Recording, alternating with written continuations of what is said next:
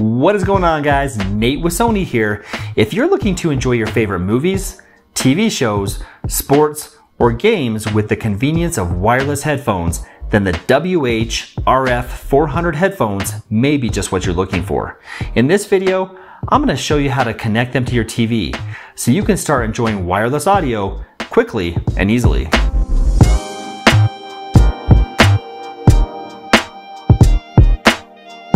First, insert the supplied rechargeable batteries into the headset. Then connect the supplied AC adapter into the back of the transmitter and into an AC outlet. Place the headset onto the transmitter to begin charging the battery. Now it's time to connect your transmitter to your TV. We'll want to check to see what type of audio outputs your TV has. The WH-RF400 headphones require either a 3.5mm jack or red and white RCA audio outputs. Make sure the jacks say audio out, otherwise your headphones aren't going to receive any sound. And if your TV isn't equipped for either one of these, I would recommend going with the WH-L600 headphones, which use an optical or an HDMI. Use the supplied stereo mini cable to connect the audio in of the transmitter to the headphone output of the TV. If your TV has RCA jacks instead, use the supplied plug adapters to connect to the TV's RCA output. You're now ready to use your WH-RF400 headphones for the very first time.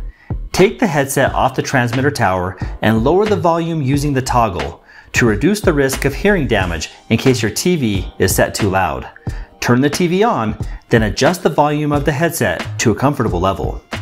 If there's no audio coming from your headset, check out the settings on your TV to ensure the audio output is set to external audio. For more details on how to do this, check out the instruction manual for your TV. If your headset isn't receiving clear audio, change the frequency using the channel selector switch that's located on the transmitter. Then press the auto tuning button on the headset.